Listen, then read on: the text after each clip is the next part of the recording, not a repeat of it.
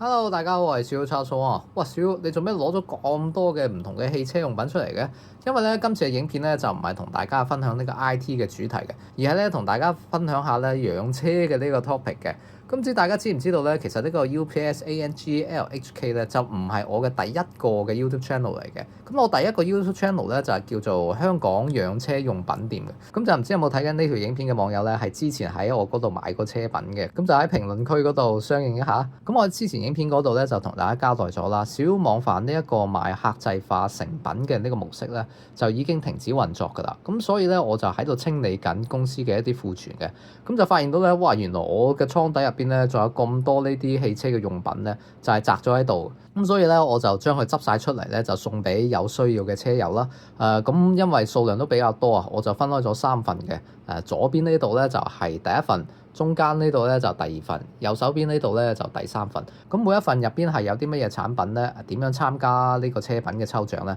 就請睇翻我影片嘅置頂 comment 嗰度嘅參加抽獎嘅方法啦。咁我今次嘅影片咧就係想借呢個機會啊，同大家分享一下咧香港養車嘅呢個咧年經、日經、月經嘅 topic 嘅。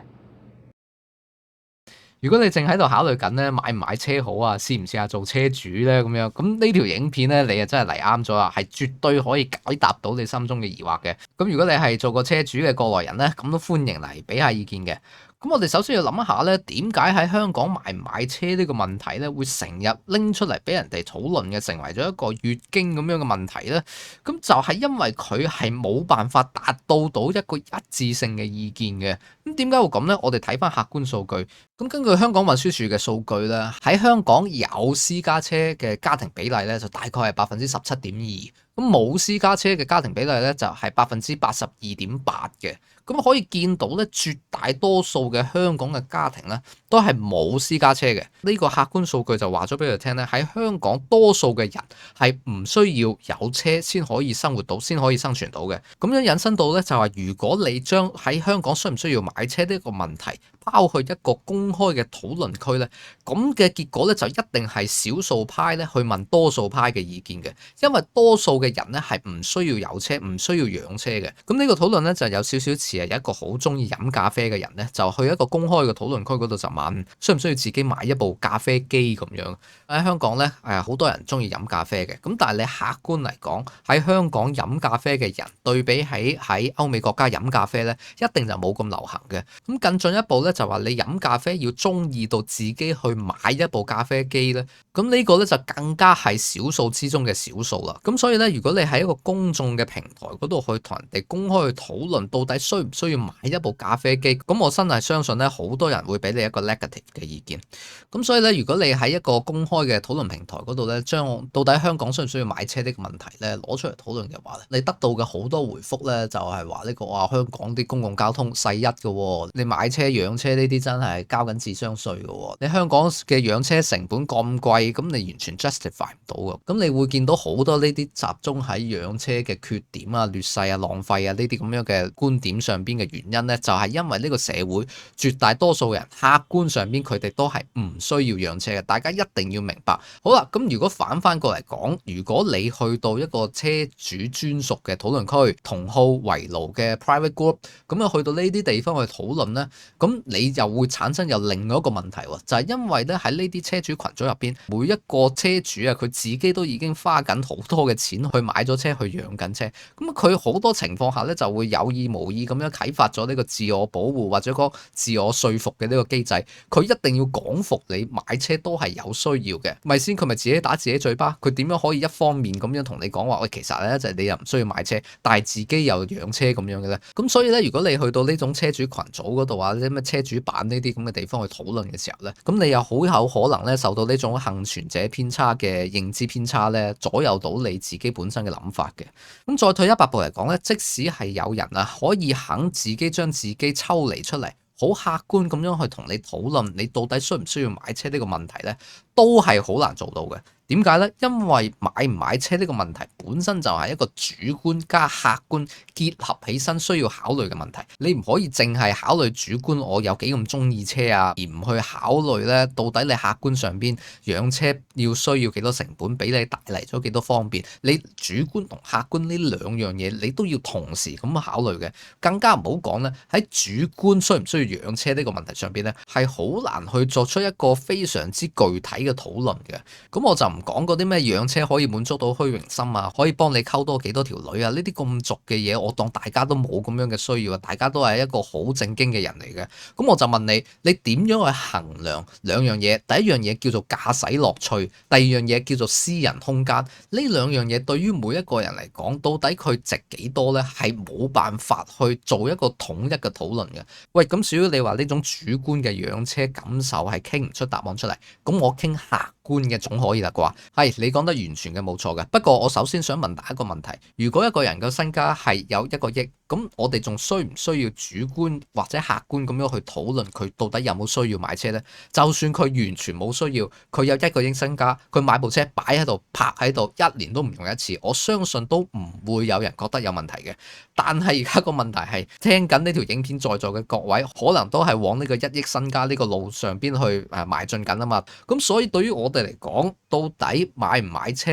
嘅客觀嘅討論，其實係要好仔細咁樣拆分到買車需要啲乜嘢成本，俾你帶來啲乜嘢 benefit， 帶來啲乜嘢得益。咁就無非兩部分嘅啫。第一就係時間，第二就係金錢。通常嘅講法就係買車就係用錢嚟慳到時間。咁但係對於每一個人嚟講，你買車嘅使費，你花出去嘅錢係幾多呢？你要自己根據自己嘅情況，你到底每日要揸幾多啊？你附近停車場到底係收緊幾多錢啊？係冇人可以幫你做一個好精確嘅計算嘅。咁到底可以幫你慳到幾多時間？呢個時間係值幾多錢呢？咁每一個人咧都有一把唔同嘅尺嘅。咁所以咧計時間同埋金錢嘅呢個 trade off 咧，就都係要你自己先可以計得好清楚。其他人咧就係俾到一個 advice 你，俾到一個建議你去點樣計。但係具體到你自己計數咧，就真係要你自己先計得清楚嘅。咁但係呢個又引申到另一個問題啦。如果你養車都要筆筆數咁樣去計到咁清楚嘅時候，養車要養到好似個師奶咁樣精打細算嘅，咁你會唔會覺得好辛苦呢？咁呢個呢，就係見仁見智啦。好，咁講咗咁多呢，我其實就係想帶出買唔買車、養唔養車、做唔做車主呢個問題，你真係要自己同自己討論。你可以喺其他人嗰度，特別喺網上嘅網友嗰度得到嘅呢種 advice，得到嘅意見其實係非常之有限嘅。你更多嘅時間係要自己問翻自己嘅。咁我呢度咧就俾3個 tips 大家啦，希望可以幫到大家咧去考慮呢個問題嘅。第一個咧，我想講嘅咧就係大家都講話呢個養車係慳到時間嘛，但係我想提醒大家咧，養車慳時間呢個 statement 咧係好可能有好大一個陷阱嘅。第一個，香港嘅停車場每逢假日係爆滿到不得了嘅，你諗住再全家人出去玩，好可能咧你就係要留喺部車嗰度等入去停車位嗰度嘅嗰個人嚟嘅。而且唔係講緊等10分20分鐘，等半個鐘1個鐘咧都係非常之常有嘅事嚟嘅。咁另外一個咧就係通勤嘅時間啦。咁好多養車嘅新手咧就中意拎住個 Google Map 咧就去計自己到底搭公共交通工具同埋自己揸車咧係差咗幾多嘅時間。但係咧有兩樣嘢係通常新手都會唔記得計入去嘅。第一就係你攞車同泊車，你去停車場同埋由停車場行去你目的地嘅時間，呢兩樣嘢咧都係一個時間成本嚟嘅。第二個就係你一定會遇到嘅就係塞車。嗱，凡親咧試過每日揸車翻工放工嘅人都知道咧，塞車呢家嘢咧真係咧可長可短可大可小。我相信如果你係搭開巴士翻工放工嘅咧，你可能仲有感受。但係如果你同我一樣都係成日係搭地鐵翻工放工咧，你就真係要清楚咁樣評估下咧香港路面嘅塞車嘅情況嘅。咁就導致到咧，如果你一旦係你翻工上邊有乜嘢係你一定要準時到嘅話咧，你就唯有係更早咁樣去出門口嘅啫。咁林林審審嗰啲其他時間陷阱我就唔講啦，嗰啲咩去泊車優惠嗰度又要行去排隊啊，嗰啲差幾多蚊唔夠數又要買多少少嘢去湊埋數啊，然之後部車又要做嗰啲咩維修保養啊，又要將部車送過去拎翻部車。咁如果你係電車嘅話咧，你入去充電場啊，又可能要排隊啊，咁你揾個唔使排隊嘅充電場，又可能要揸遠遠啲。諗呢啲咁嘅林林審審嘅呢啲咁嘅時間陷阱咧，我就真係冇辦法同大家一一咁樣講翻出嚟啦。嗱，咁嗱，每個揸過車嘅車主咧，你喺 comment 嗰度同大家分享翻咧，你到底遇過到幾多種呢啲咁樣嘅時間陷阱啦？咁就真係要請大家咧考慮清楚嘅。咁我第二個咧就係要講呢個新鮮感啊，或者講第一次未試過嘅呢一種陷阱啊。咁我唔知大家嘅家境條件係點啦，我自己就冇阿爸阿媽咧，就喺我18歲嘅時候送部車俾我嘅。咁所以咧買車之前咧，我係對呢個揸車同埋養車咧都有好大嘅新鮮感同埋好奇心嘅。咁無可否認咧，呢個亦都係主觀上邊啊，去驅動我買車做車主嘅一個因素嚟嘅。咁但係我想講咧，新鮮感呢樣嘢咧，或者講好多人口中講嘅呢種駕駛樂趣咧，係會隨住呢個時間咧而變淡嘅。咁再極端啲嘅例子咧，就係你未買車之前咧，就以為好中意車，而買完揸咗幾次之後咧，就覺得喂，真係唔係好啱我喎。咁啱咁唔好彩咧，我自己就係咁樣一個活生生嘅例子。買車之前咧，我以為我自己係好中意揸車嘅。而家嚟講咧，如果有人肯幫我揸，我可以去嗌的士嘅話，我真係唔想自己去揸車嘅。咁但係咁好彩咧，我又發現到我對汽車嘅興趣咧，就唔係喺駕駛上邊，我係喺研究呢部汽車嘅原理啊，研究佢機件機械啊，研究佢電子元件啊，呢啲方面咧，我係比較有興趣嘅。咁所以我先會做到呢個香港養車日誌出嚟。因為對我嚟講咧，揸車真係唔係一件好有樂趣嘅事啊。咁但係咧，即係養車有其他方面噶嘛，其他方面咧俾我帶嚟嘅樂趣咧都係比較多嘅。咁但係我都覺得我係一個比較好彩嘅反面例子啊。咁雖然我係唔中意揸車，但係我都揾到其他嘅一啲樂趣，甚至乎係將嗰啲樂趣咧變成我嘅一盤生意嘅。咁所以咧，我係喺呢度咧就提醒大家一下咧，就如果你第一次買車嘅時候，你唔 sure 自己係咪真係因為呢個新鮮感、呢個好奇心而去做呢個決定嘅時候咧，咁你就要喺你個計劃入邊咧，唔好將呢個養車咧變成一個長期嘅 commitment。最現實嘅考慮咧，就係買乜嘢車款嘅嗱。大家可能未有比較過，喺香港嚟講咧，新車嘅折舊率，佢嘅折舊嘅速度咧，係比喺世界上好多嘅其他地方咧都要快嘅。咁但係如果對於一個新手，佢唔知道自己咧係咪咧有呢個一世嘅呢個汽車嘅興趣，唔知道自己咧呢個對汽車熱愛嘅呢個新鮮感咧可以維持到幾耐嘅情況下咧，咁你買呢部新車咧就好可能唔係一個最好嘅選擇，因為你一旦買咗新車，你隔一年你想賣翻出去嘅時候，你就會咧發現你嗰一年嘅折舊咧係非常之犀利嘅。咁所以對於一個你唔 sure 嘅情況，你唔 sure 自己養車係咪會養夠5年7年嘅話，我嘅建議咧就最好係買翻二手，而且係咧 trade 得非常之多，你呢條街嗰度成日都會見到嗰啲車款咧，就最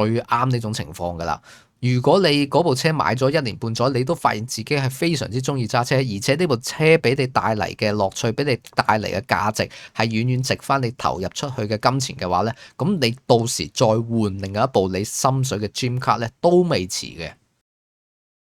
好，咁最尾一個我想同大家分享嘅呢，就係呢個養車成本一闊三大呢個陷阱。咁大家可能唔知道呢，其實汽車同埋做車主生意呢，係喺整個經濟市場入邊呢，一個利潤率好高，好多人都想做，而且係好多人都喺呢個市場入邊呢賺到錢嘅一個 market 嚟嘅。咁所以咧，你真係唔好低估咧，你加入到呢個車主行列，你做咗車主養緊車嘅時候咧，就會有各種各樣咧喺汽車上邊嘅開支嘅呢啲項目咧，係等你去埋單嘅。咁我就先唔講嗰啲啊，將你部車變得靚靚啊，點樣幫你部車變到更加個人化、個性化、更加型格啊，呢啲我就唔講啦，呢啲消費，我就講最基本嗰啲，你拎到部車去做維修、去做保養，個師傅問你，你用靚料定普通料啊？咁但係實際上呢個靚料同埋普通料，佢哋實際嘅 performance 係差幾多呢？佢哋個實際嘅成本又係差幾多呢？呢啲咁樣嘅 upsell 消費呢，你真係做個車主呢，你就越見越多嘅啫。咁如果大家同我一樣呢，都係喺養車方面唔想花太多無謂嘅錢嘅話呢，咁就建議大家呢，就係花多啲時間去研究、去理解下，甚至係自己落手去做下。同你自己汽車相關嘅，無論係外觀，甚至乎係機械上邊嘅保養咧，都可以自己去嘗試一下嘅。你試過之後，你買過料之後，自己做過之後咧，你對呢部汽車嘅認識咧，就同你買車之前咧係完全唔一樣。咁如果你要我從我之前做呢個香港養車用品店嘅經驗嚟講咧，我最建議大家起手開始做嘅咧，就係做你自己汽車嘅外觀同埋內籠嘅保養開始。然之後咧就再試下自己裝車 cam。你自己試過做呢幾樣嘢之後咧，你再去睇翻而家車房俾你嘅報價嘅時候咧，你係有一個完全唔一樣嘅感覺嘅。你信我啊，你自己試下。